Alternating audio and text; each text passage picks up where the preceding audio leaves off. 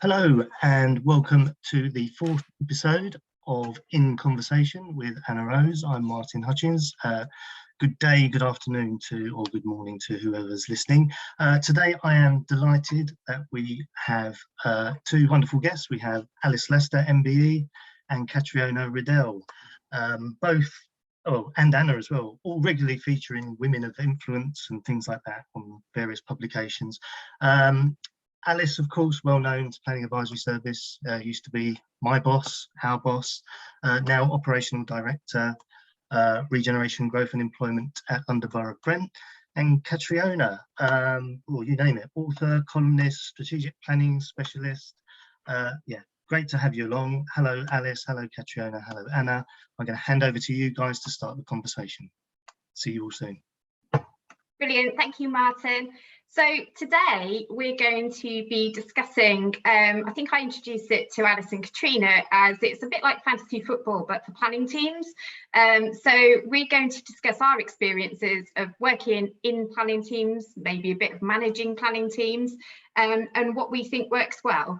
I also said that it might be a problem trying to shut us up. The three of us have been friends for quite a long time, actually. So, and although we haven't seen each other in person very recently, we do, once we get going, it is hard to stop. So we will try and contain ourselves in a good way.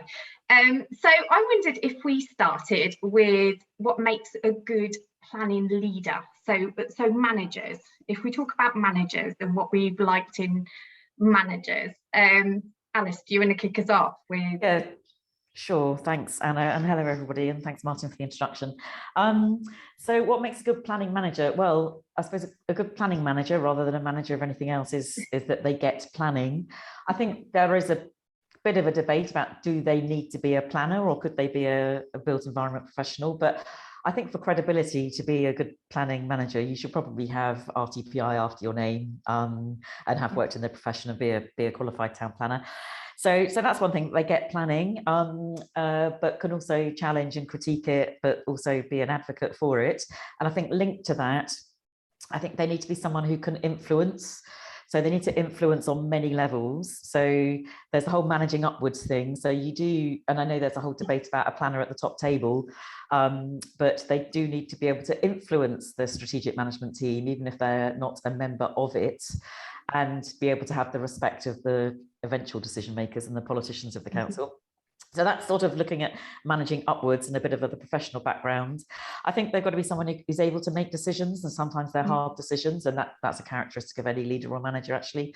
I think they've got to like people, because we are a people facing, whether it's your staff or applicants or objectors and residents. You've got to actually like people. You can't sit there in a box or your bedroom and never get out and about into the built world.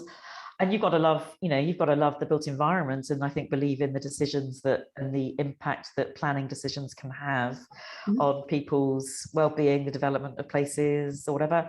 And finally, I'd say you need a good sense of humour, because by God, sometimes you do need it. You really do. So that's a quick canter through a few of the key characteristics for me. Yeah, brilliant, thanks. Yeah, I think the sense of humour actually comes top for me. You need that quite regularly. Catriona. Yeah, no, I would absolutely endorse everything that Alice said, and probably building on it a little bit in some of the themes. I think you've got to be able to give feedback, and I think a lot of managers really struggle with that. It's got to be constructive, but it's also got to be kind. I've had different forms of feedback. I always welcome feedback because it's the only way you learn. And as a manager, I have always given feedback, but it's quite hard when you've got to give bad feedback. But you have to learn the skills of how to do it in a constructive way and in a kind way. And my first boss, head of planning, used to do your appraisals, and you'd go in and you get all the good stuff, and then he'd go, no. You knew there was something coming, but he always delivered it in a way that you bolstered you up a little bit, so you weren't starting from rock bottom, and he was really good at it. He also gave me some really good advice, and I live by it. I have for the last 30 odd years, and he said when I first started as a student, planning is probably about 50% politics, 50% technical. And if you can master that, then you will be a good planner, but you will be a good leader as well. And that's not about viewing planning and the technical side of things purely through the eyes of politicians, but it is trying to stand in their shoes, and it is trying to look at other people's perspectives. You won't always agree with it, and quite often I didn't, but at least trying to stand in their shoes and understand why they're saying what they're saying and why they've made certain decisions, I think is good for anyone. But I think particularly as a manager, especially as Alice said, quite often you are the interface between that strategic leadership and the rest of the team. So actually being able to relay that back as well and help them to understand why decisions have been made. And as I said, you may not accept it, and a lot of the time in planning we don't agree with it, but we understand it a little bit more, and I think that's really important. And I guess the third one, which is two final ones from my experiences running teams. One is I'm very much a strategic thinker. I don't do detail. I really struggle, and I miss a lot because I don't do detail. So having a really good mix of people in a team that can do both is really important, and to respect the fact that some people don't see the detail and some people don't see the big picture, but it's the blend of it, I think, that makes the magic. And yeah, my last one is my boss always used to say to me, you have to sit on your hands, you're not listening. You're so desperate to get your point across. And I think as you get, and the advice as I progressed in my career, he said to me, you're not there just to give an opinion or give your view, you have to listen. You are a manager now. And he said, if that means sitting on your hands, and I know, Anna, you're like me, but it was and I physically felt myself in meetings sitting on my hands, because it made me stop and listen to what people were saying, as opposed to trying to get to the next point and make my point and get my views across. And that's a real skill that a lot of people aren't born with, and you have to learn. So I think as a manager, there's a lot of skills there that you don't get naturally, and having good mentors makes all the difference, because they're the ones that will point out these softer skills as a good manager. Yeah, and I think that active listening bit is really important, and I think it does, for me, it definitely came with age. I didn't get that at the beginning. I thought my opinion was probably the most valuable thing in any society, and that's a bad thing. That isn't great. And I think that those sort of issues, as you come up through your career, are really important to take the learning, aren't they? In terms of that, I was thinking the other day, one of my best managers was, we all had 360s. Have you guys had those? Oh yeah. Yeah. So we all had 360s, and I got mine back, and I immediately went to the negative bits, and I hung on to them for dear life, because they were the bits that were really going to get under my skin. And I went into the meeting with my, the strategic director, and he said, well, you've done what everybody does. For a start, you've drawn out the negative bits, and he said, and also, and I think this is something I've carried with me, he said, actually, do you think they're negatives? And I thought, well, I haven't even thought of that. Well, actually, no, out of them, some of those are the things that I think I do very well. And he said, and that's what you need to notice, is that don't give up on the things other people don't like. Try and value what you like about yourself as well, because that might be why you're doing so well. It's just that it jars with their own behaviours. And so I think that's, some of the things that my managers have given me are really insights into, how you behave and why you behave like that. And I think they're very valuable. The other thing that I've said quite a lot recently is that the best planners don't always make the best managers. Oh, absolutely. Yeah, absolutely. Sorry, Anna, can I? Yeah, come in. Can I come back? Because I feel I should have said this as one of the headlines, that I think a good manager, and particularly a planning manager, well, any good manager really, needs to be able to trust their staff and empower their staff and develop their, so invest in your staff. Yeah, I think I should have said that, because I think, it gets a bit back to the listening point. It's what that Catriona said that made me think of it, because I like nothing more, sadly, than getting a report to edit. I get my red pen, track changes out, and I, tidy it up, whatever. And it's taken me, I have to sit in my hands now, because that's not my job. This is their voice, it's their report, even if it's in my name, they've written it. And Alice, unless there's something significant, I mean, bad grammar fix, because I have a colleague who will fix it for me or tell me about it if I don't, but it's not my report, just walk, move away. So it's that sort of trusting and empowering your staff to have their voice and do their job. There's nothing worse. I mean, I am exactly the same. When I used to when I first was promoted, saying, well, that's not how I would say it. And actually it doesn't matter. And I remember your point, Anna, when I first got promoted, and it was through a sort of reorganisation, and I was quite young, and there was a lot of resentment about the fact that I'd been promoted. And I remember our manager pulling the whole team together and saying, look, Catriona got promoted because she'll make a good manager, not because she's the best planner. But it was a cultural change at the time. It was the late 90s when you got promoted because you'd been in the job for a long time. So they threw everything up in the air. And I remember half resenting the fact he told me I wasn't the best planner, but also grateful for the fact that he'd sort of dampened it and said, look, it needs a different skill set. Yeah. And I think it doesn't, but I'm not saying that there are plenty of really good planners who are managers as well. But it's just, I think that they're quite special in their own way. I always think that I was a good manager who was fairly average as a planner. And I think that, I think owning that is quite important, that, your place in the hierarchy. But I'm like you, Catriona, I'm not a details person.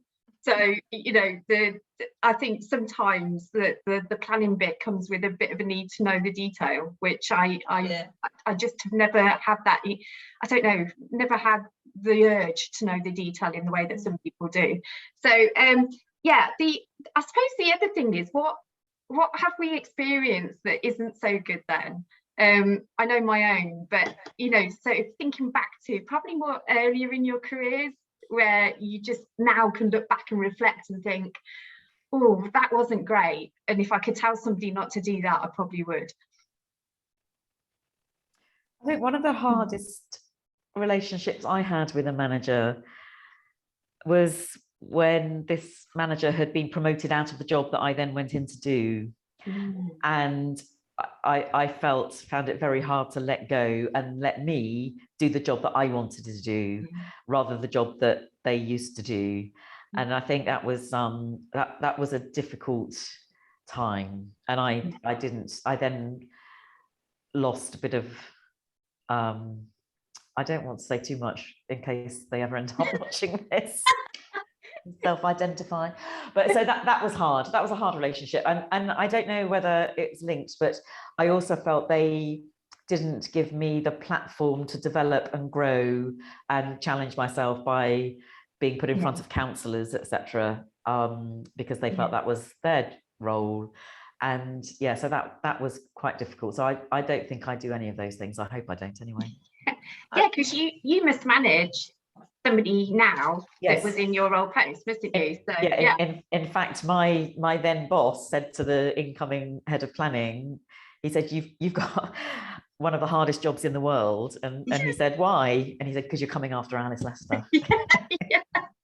I don't know that anybody really fancies that. So a brave person. Yeah. Well, you did it. You came after me at Paz. Yeah, well, and I've got the 3 scars. Yeah. So, I totally agree with Alice on that point. I think my frustration with one of my managers was around not being able to fly, so not being able to present to committee, and there's still, not always, but there is still this sort of rule a lot of the time in local government that unless you're a manager, you don't present your reports. And I used to get frustrated writing reports, and then I had to go and sit at the back of the committee room to listen to somebody else present it, and it was their name that was on the report as well, not my name, and that used to really frustrate me. When I was in the regional assembly, we had a really flat structure, and a lot of really young planners, and they all had to present to members. They took full responsibility, sometimes they got it right, sometimes they were floored, but it was good learning. It was really important for them to go through that experience, and that interface, particularly in local government with politicians, you don't get it unless you actually are allowed to engage with them, and quite often, especially when you're quite junior, you're separated from it. You're not allowed to engage with senior management or politicians. You're kept sort of at that level, and you don't learn, you don't grow unless you do. No, and I think there's something in this, isn't there, about, and I think it goes on through your career, which is about letting people be who they are. And you know, Alice, you referenced about report style and those sort of things, and I think probably my worst experience was trying to be molded into being somebody else, and I knew at that point that just wasn't going to work for me. You know, trying to operate, I was trying to be what, you know, what my manager wanted me to be, but I had no idea really what that was, just that I wasn't quite it. And I think that's really unnerving for when you're coming up in your career, trying to be somebody you're not.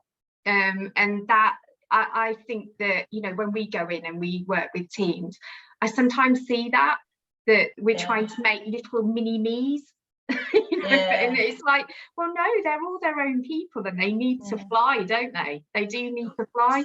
Self-awareness is a huge thing, isn't it? And again, it comes with age, but I mean, the amount of personal development forms, assessments I've done over the years, some were really rubbish, some, I think, Myers-Briggs, I think everybody should go through that, and it changes over time. I remember the light bulb came on for me, because I'd go into a meeting and I'd have a very clear view where we were going.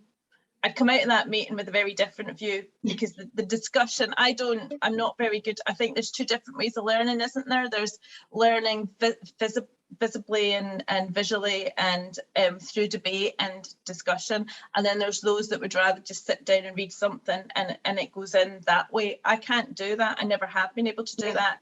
And in one of the sessions, it basically the person leading it says, well, you be one or the other, both work, but if you understand which way you learn, then it makes chairing a meeting or leading a team much easier. And I think just generally self-awareness as I said, comes with age, but it comes through sort of that growth. And the more you are aware, the more confident you are. I remember they said one of the best presenters they'd ever seen, when they filled in their Myers-Briggs or whatever, they had a very low score initially. 10 years later, it was really high, and it was totally unnatural to this sort of person, very quiet person, to go out and speak in front of people. But they were brilliant, because they recognised that they had to focus a bit more on that bit, and not change, as you say, not change your personality, but build on some of the slightly different ways of doing things. Yeah, there's a lot in that, isn't there? Self-awareness. I think who we recruit is really interesting as well. So going back to your point, Catriona, and I don't know, Alice, if you think this, but I always try and recruit to my weaknesses. So when I'm thinking of who's going to be reporting into me, I think I'm really aware of where I'm lacking, and I would try and recruit into it. And I don't know if that's right at all, but Alice, because you've probably done a lot more recruitment recently. I don't think I approach it like that, actually. No. Weaknesses? No, I don't approach it like that. I think you're focused on who's the best for the job, which I suppose maybe indirectly you're thinking, well, that is covering the weak areas of the service, but I don't think I think about it from a personal sense, actually. I think about the job that they are going to have to do rather than the job I'm failing to do. That's interesting, isn't it? Just a different approach, because I think that I think it goes back to that lack of detail for me. So I tend to look for that in people, because it's something I admire, because I notice it's missing. And so when I'm recruiting and when I'm in interview, if people can show that, I think it just immediately sparks with me, because I think, oh yeah, they can do that. That's amazing, you know. And so particularly, I think also in DM management, because that isn't something that I've done, you know, directly. I do look for completely different skill sets, which, you know, I think it's just interesting, given where your background is, and obviously I've got a strong policy background, so I probably look for very different things in a DM manager. And yeah, I was interested, Alice, in how you do it, because you've got the opposite background to me. Yeah. So, yeah. So if you were, so what do you look for in a policy manager then? I'm intrigued now. Well, maybe Catriona works, that's more sort of Catriona's area than mine perhaps, but I mean, I think when I last recruited to a policy manager, which was about 3 years ago, it was really getting the bigger picture about using planning policies to deliver the council's, the government as well, but the fitting in with the government, but delivering the council's priorities. So it was somebody who could really, get that, I think, rather than be a straight in the box planner. They needed to show a little bit of a wider corporate thinking. Yeah, I mean, go on. I was just going to say, I was thinking about all the policy planners that I work with and the sort of heads of plans, and one of the things that often gets cited is the not unwillingness, the lack of challenge. So if you're trying to drive forward a local plan and really make something different and work, and you've got all this stuff coming, let's say housing numbers, all that sort of stuff, for me, the best policy planners I've seen are the ones that are not willing to sort of say you're wrong, councillors. It's back to that point about standing in other people's shoes, but to push back a little bit and challenge a little bit. And that's a both. So I've seen some heads of planning or heads of local plans that basically are getting pushed back from their own team saying we can't do that, and push back from their members saying we can't do that. And I think quite often it's a really hard place to be, to drive that sort of drive really innovative policy and local plans to a place where it needs to get, and to be able to challenge sufficiently and being confident in what you're saying, and knowing sometimes you might actually have got it wrong, but to at least put it out there. And I think so that sort of, it's not blue sky thinking, it is about really thinking of all the different options and ruling some out, going forward with some, but making sure at least the options are being considered and taking everyone with you. I've seen some brilliant heads of local plan do that. I've seen some poor ones that will just say, government told us we've got to do this, we don't have any choice, this is what we're doing. And that doesn't sit nicely with me in any way, shape or form. No, I think with policy planners, I suppose what I always look out for as well is some of those wider skills in terms of, I don't think historically we expected policy planners to be great performance managers or, program sort of people. And I certainly, through my years of management, started looking out for those skills when we were looking at policy planners, that they had an eye for the fact that there is a deadline. Like it doesn't just go on and on and on. So I think some of those, the vision, the creativity and stuff, I would say is a given in policy planning, but the skills that I more closely align probably with enforcement and DM, I also started really looking for in policy planners because of discipline. A discipline and the deadline management. And it sounds really dull, doesn't it? But I began to feel that it was probably more important in some cases that we actually got something done. Rather than it was all very jolly and everybody was having a great time creating it. Let's actually get something down. And so that, I thought that I've morphed over the years into thinking that that's probably a key criteria. But in DM, I probably look more, again, probably for the creativity and the vision, in terms of, because you want a nice balance, don't you, of planner, I think, when you're thinking about that. Alice, do you want to talk about development management? I'm feeling, well, I think hardly, honestly. It's many years since I've done that kind of stuff really myself, but I think, this applies to policy planners as well. I think problem solvers, problem solvers and negotiators, and and also with a view to pragmatism. So I know, it always frustrates me if I say to someone, well, what's wrong with that? And they say, well, it doesn't meet the guidelines because it breaches the 45-degree angle. And and the harm where it doesn't meet the guidelines. And they are guidelines, they're not the law. And, you know, think about the benefits that the scheme is bringing either to the household that lives there or the environment or, you know, whatever.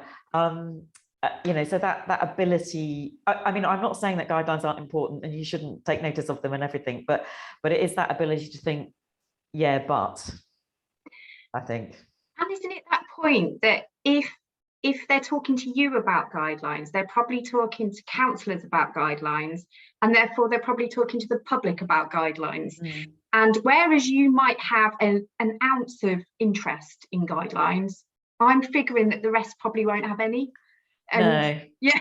Well, it depends who. I mean, you know, guidelines are important because they give parameters, and they say, you say to someone, if you want to get planning permission for your alterations to your property, then follow the guidelines, and then it'll be fine, you know. But it is just sometimes there needs to be a bit of flex around them, so someone's ability to see that and also have the confidence, but at the same time sometimes have the confidence to say no, it doesn't apply with the guidelines, and actually it's not great what you're doing, so no. It's the Sam Stafford 50 Shades of Planning, isn't it? You know, we work in a creative industry. It's supposed to be a creative industry within a set sort of, there are guidelines there, but it is supposed to be ultimately a creative profession. And we are supposed to, you know, it's not a science. There's very little in what we do that is exact science. It is supposed to be, you know, we're supposed to be that sort of innovative problem-solving solution, or more looking for solutions as opposed to solving problems. And I think that element of pragmatism, I've absolutely 100%. I've always said this is not the best solution, but it's a pragmatic solution. And if you don't believe that, you get so frustrated, don't you? Yeah, because it's never going to happen. But actually, some of the non-planners that work for you in planning are sometimes the best at this. You know, so I think of some of the enforcement officers that don't have a planning background that I've worked with, and actually their way, you probably wouldn't want to scrutinise it too heavily, but their way of reaching a solution is sometimes to be admired, I think, in terms of some of these knotty issues. They really get to the bottom of it, and they're good at negotiating. And you know, so enforcement officers, I've had them from environment agency background, police backgrounds, you know, so they're coming from a totally different discipline, and actually bringing those wider skill sets. I would also say similar for developer contributions. So they often don't come from a planning background, and they're coming in and they're doing, you know, the jobs. And I sort of see some of the skill sets that actually it would be really helpful to have across the board, you know. So I think that, I don't know, have you worked in planning services with those with non-planners being quite a heavy part of it? Transport planners. The most regimented part of the planning system, transport plans, and for good reason. Safety is a big issue. Alice? You're right about enforcement, but I think most of mine are planners, actually. Here, they haven't in previous. We had the former policemen, you know, police officers as enforcement officers. But they are very good. But I was going to say, and this is slightly moving off from the skills bit, but and this is partly around the governance narrative, although I think it has always been thus, is that I think my development management officers don't have the time now to do the negotiations because of the pressures and the workload. So it's like, did you get pre-application advice? Did you take our pre-application advice? Well, okay, perhaps we can tweak it a bit. Did you come for pre-application advice? No. Well, I'm sorry, that was your chance. You know, and it's and I know the government hopes that the digitising planning stuff will enable, you know, free up some officer time to be able to do the stuff that we are trained for and we like, you know, which is the creating good schemes, whether it's a rear extension or a big redevelopment, you know, to have the time to put into that creative side of things. But at the moment that I mean, obviously we still do negotiate on some schemes, but I think the treadmill of caseload is such that they don't always get the opportunity. Right, can I actually just follow that train of thought as well, because the meeting that I was at this morning that you two couldn't make, I made almost exactly the same point around the learning from pilots around design and digital pilots and all that, and how these should get rolled out. And that was my thought. I thought so many planners now are on the treadmill, just focusing on running to keep up, basically, that they don't have time to learn good practice and to delve into pilots and what the learning from pilots is. And I think that's they don't get time to go to conferences, they don't get time.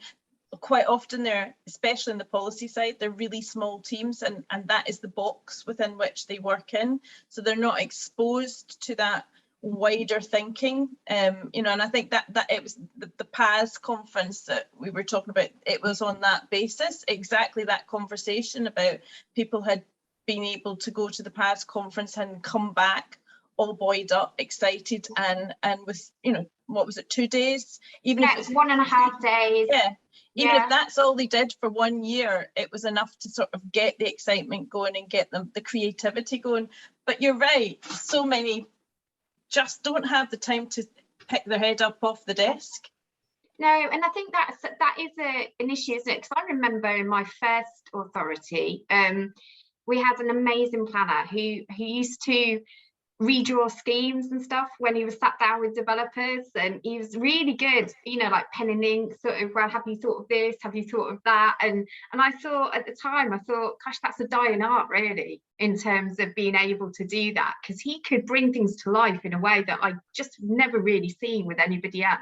And it was a huge asset to the authority, actually, being able to do that. And I just don't think, even if people have got those skills, that they would be encouraged or have the time to use them at the moment, so it takes me back to a time when, and it wasn't the best of times, as it were. I was there during the 2008 2009, when we were in another fog of like crisis of staffing. So but yeah, those sort of skills I just don't see anymore in terms of the people coming through the system, and they must be there. People must still be able to draw, mustn't they? But we just don't. Yeah. I mean, my head of DM is very good at that. He's very good at that. But he's head of DM, so he's quite experienced. But yeah, I'm sure some of them, the more junior ones, can.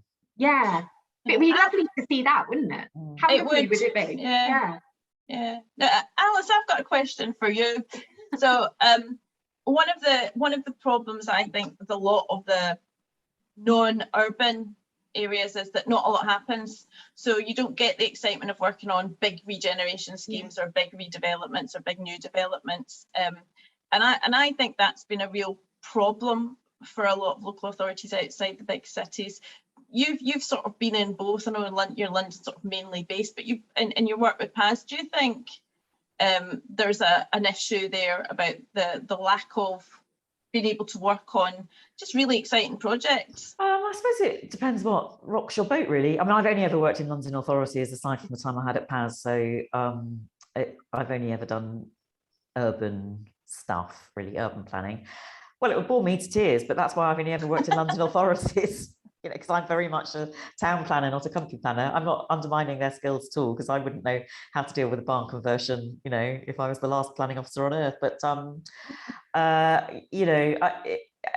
people will love that, I'm sure. But yeah, if you want a big regen project, then you're more likely to get that from the inner city, aren't you?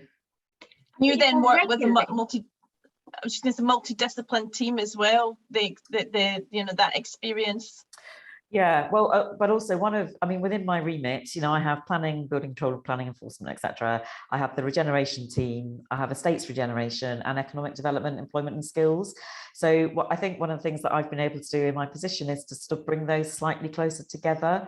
They've always been in the same directorate, so they've always had those conversations, but I think it's sort of helped me coming from the planning side of things to integrate, the Section 106 training and employment plans with my employment team and the apprenticeship people and economic development, high streets, etc. Just an example was, I said to one of the DM team, I said, you should probably be aware that this is happening in the Harlesden town centre, or it's the other way around. Said to the town centre manager, do you know we've had this planning application in? And she had no idea. And I realised that the development management team that dealt with this town centre had absolutely no idea what the town centre manager was doing, and vice versa. So I just said, well, get together, come to a team meeting and explain, kind of thing. So, so that I think has been helpful to try and get that multidisciplinary, wider perspective about what the council's trying to do and the jobs that other people are doing, and it to make a great place. That's what we're trying to do. I think that's a really strong point about bringing disciplines together as well under the same directors, Alice, is, so last one of these, I was talking to Louise in Cornwall, and she's got housing strategy put in with planning now. And it's amazing, actually, the benefits of that working, in terms of the ideas that are passing between the two. There are lots of stresses as well, because, there's two quite public conflicting sort of messages, but I think the benefits of mixing up the services under directorates is sometimes missed. I had a similar, I didn't have regen, but I had all the economic development and culture side when I was at Milton Keynes, and certainly there were benefits of having all of that together, of that cross working and knowing I suppose even just the infrastructure provision, knowing where your money's going is quite handy, isn't it? What I wouldn't recommend is planning and parking. I'm just putting it out there. Nobody wants planning and parking. Don't you think? Aren't you worried though about the virtual world we work in now, and whether it's a small team or a big team or a multidiscipline team? Especially if you're a junior planner, a lot of what I learned was osmosis in the office. It was through listening to conversations, being able to turn to somebody and ask them a question, get some guidance from a more experienced person. And I do worry about, even if people are only working 2 days a week, it really limits that sort of growth, I think, in the early days, and not being able to just go to the transport planners or down to the DM side and ask a question. I really worry about that.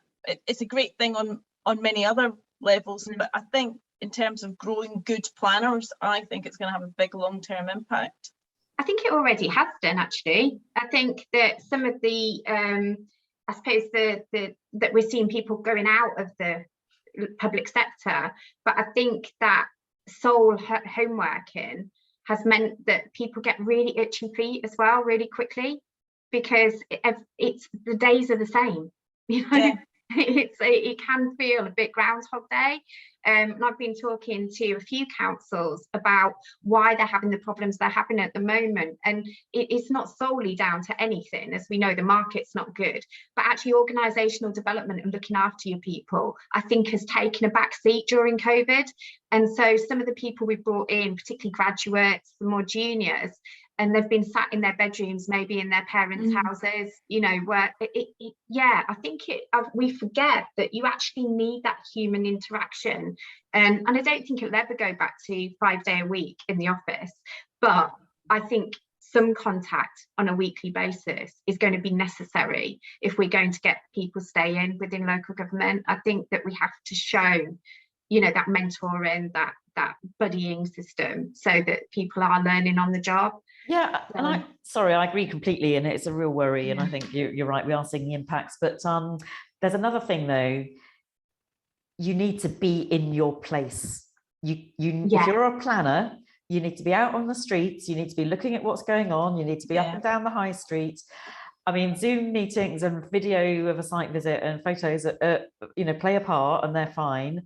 But you need to walk down that terrace. You need to understand how easy or difficult it is to get there on public transport, and the connections between places. And you lose. So back to the de-skilling argument. You need that place. So when we were doing our organisationally the return to work policy, and when we were only senior managers are required to be in 3 days a week, but everyone else is 1 day a week. And there was some pushback from some people who didn't even want to do that. And the chief exec was absolutely adamant. You work for Brent Council. You need to be in Brent at least 1 day a week, because otherwise, how can you look, your residents in the eye, kind of thing. And I think that's absolutely right. So and I'd say the same for planners. You need to get under the skin of a place if you're a planner for a local authority. That's the digital revolution. You know, we talk about all the computer models and everything else in 3D and everything like that. And I always get worried that I think they're great. I mean, don't get me wrong, I think it's fantastic, really going to take us forward. But I think you're absolutely right. You know, it's not just how a place looks, it's how it feels, how safe it feels, which is becoming a really big issue, you know, for young people and for girls and things like that. To understand how a place functions and feels, you need to be there, you need to go somewhere similar to understand it and things like that. And it's you know, it's not easy to do all that digitally. It's not easy to work digitally for a lot of people. And actually I think people feel more strongly about it from an application side.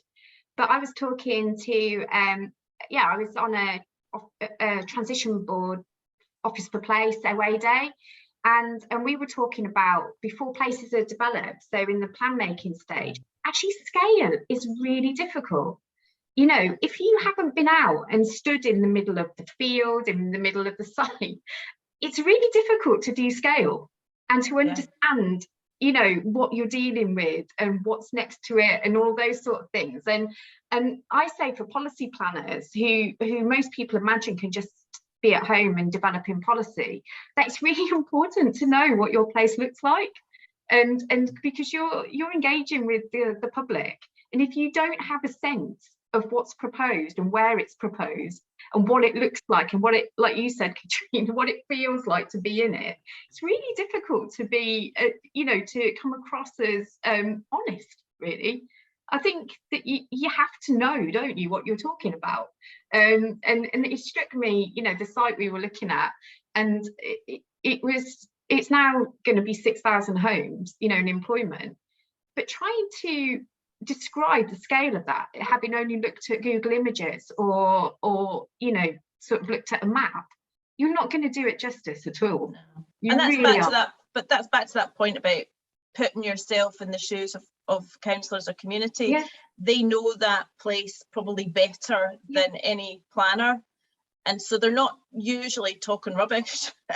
They are trying to present a case from an area they know, whether they're representing the local community or whether they live there themselves. You know, more often than not, they're coming from a home somewhere that's been home to them in one way or another. But councils are getting a lot of pushback on this, and obviously recruitment is more difficult, I think, the further out of London you get, you know. So and the benefits of having home working policies are that you can have anybody from anywhere around the country, you know, so you can get people in and they don't necessarily have to live in the area, of course. But it does bring about that issue of what do you do about that, you know, that you need to actually know your place. And I think that's going to be a difficult conversation in the next couple of years, because recruitment is, you know, people living abroad and working here, there's people living the other end of the country, and they're not going to come down often enough to know the place, are they? So that's interesting for us, I think. And have you got a recruitment problem at the moment, Alice, or are you? Yeah, massive. Massive, right? Okay. So I'm yet to meet the council that hasn't. I ask every council at the moment. I don't have a recruitment problem. Is that only you, Catriona? I do my own appraisals and everything. The terms and conditions and, you know, all of that sort of stuff should be pretty cushy for you, shouldn't it? Yeah, you're all right. So everybody else is really struggling for people and going through all sorts of scenarios, but the people that most councils can get hold of are graduates and new planners, and obviously the crisis point is at senior and team leader level. That seems to be where we're up to, so it's going to be a few years, isn't it, in the making to get those people up to that point. But actually we want to get the right people as well. So what we've just talked about is, you know, all the skills that we maybe would be looking for. But Alice, I suppose it worries me that we're always saying that there's no capacity to do all of this stuff that would make people more rounded as they come through. And it's how we're going to make space for that. I mean, the PAS conference once a year isn't going to do it. You know, the festival in the world, it's not going to do it, is it? Yeah, I mean, I don't know, So we've accumulated 9 vacancies, mainly at career grades stage, so from graduate through to Yeah. become principal over time, and some of those were created by internal promotions. And we recently went out to advert, and we made 4 offers, but 2 didn't accept because they'd already got offers from other places. So we have 2 who I think were graduates, because they can't start until, well, soon actually. So that's good. But yeah, it's really difficult, and I had another 2 probable resignations this week. One a principal, one a career grade, both going to other places in London, just because they want to change. You know, possibly one place would be more money. I can't blame them. But and it's happening in all the geographies at the minute. We've got, again, and I come back to that 2008 period where everybody's just hopping over the border. Yeah. So yes, I mean, I get people from other places. It gives them a, dipping in the same pool. It is, and you get market supplements, and then somebody else brings in something else, and then everybody moves again, and it really is a planner's market at the minute. You can move around to what you want, but there just aren't enough of them, are there? That's the problem. And really, at a national level, we've been talking, haven't we, about, well, the skills coming in maybe are a bit different. So we probably need more urban designers. We need, sort of probably infrastructure levy. I think we're going to need more developer contributions people. And I think there's different skills that we're going to need. But from my work with public practice, it's where are those people coming from as well? It's not like there's a glut of those other skills in the system either. And I think that, so it's about the whole pipeline for capacity in local government rather than just planners, isn't it? It's about identifying the gaps though as well. I mean, Alice mentioned right at the start good negotiation skills. Yeah. And I remember there was an article in Planning Magazine about 3 or 4 years ago, and it was about civil negotiations, and the developers saying, we know where we're going to get pushed back, we know where we're going to get a really easy ride, we'll get anything we want. And I think that comes down to recognizing in your team, if you're not going to be able to get the skills in, how do you skill up internally? And again, it's back to that point Alice made about not having the time to think about these things. So if you did a sort of skills gap audit of the things that we need, we automatically think you should look externally for that, but actually train some of your younger people up to build that gap. One of the things we do, which I think was featured in a PAS DM top tips or something a while ago, a few good practices a few years ago, and it is having a sort of a buddy system with a principal and a junior planner, so they shadow them on the big sites, they have responsibility for some of the tasks, and this is our way of developing them and bringing them on in a real life situation over a period of time so that they can learn that. And that has been pretty successful in that it did lead to a couple of internal promotions from career grade to principal. So I think that's, and then we just we roll it out further along and further down. But that's that's important. That's really good. I love shadowing. I love the whole concept of shadowing. As long as it's I had to shadow the chief exec over 6 months, and I swear that's the reason I got my promotion, because I learned so much. It was sort of shadowing 1 day a week or something like that, but it was brilliant. I mean, it exposed me to a totally different side of life. I didn't want to leave what I was doing, but it did really, really help me understand how what I did fitted into everything else, and it was one of the best things that ever happened to me.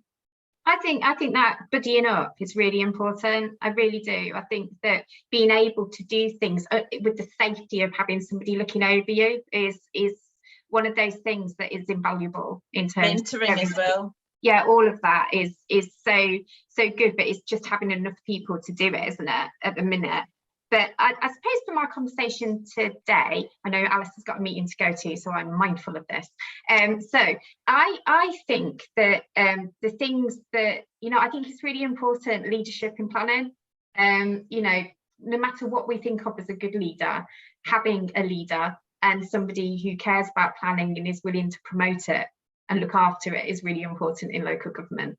And I think particularly for the teams beneath that leader, they need to know that somebody's shouting for them. And I think sometimes that's missing. I think some of the skills we've identified of people, coming up through the system. So if you're listening, negotiation is coming out really strong. Having a personality, that's generally a really good thing. Funny. Yeah, being funny. And being, gosh, for me, be organised and care about delivering something. that would be a real bonus. But I do think that the people who are coming in at the moment at graduate level, if we can do our best as an industry to keep them and to nurture them and to get them up to that senior level, I think that we will have really achieved something as a public sector. And I think that should be all of our aims, is to look after our teams at the moment so that they want to stay. I think that's coming from our conference last week, that was coming out really strongly, that if people have learned something from lockdown, it's the need to look after people.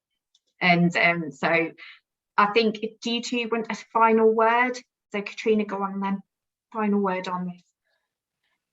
I absolutely echo everything that you've said. I think the duty of care has been lost along the way, but I always wonder what I would say. So when I was an external examiner at Liverpool University, and I had to talk to some students in their final year, and I always wonder what I would say to convince them to go into local government.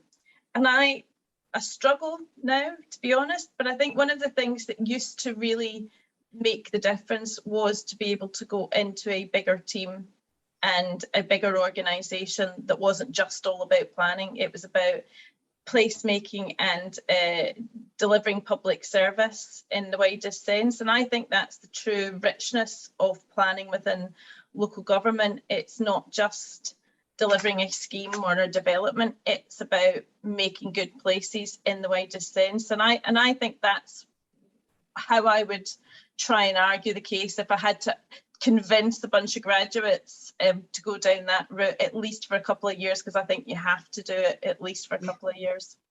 Yeah, I agree. I mean, when I did similar, when I talked to graduates about life in the public sector, it's been, look, if you want to work in policy, you really get under the skin of the place, but you get to set out the vision for the place and shape how it's going to be in 5, 10, 15 years time.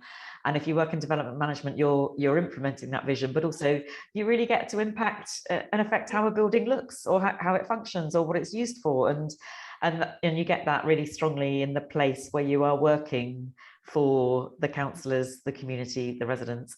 And finally, to anyone listening out there, I'd just say, come and work for Brent. It's great.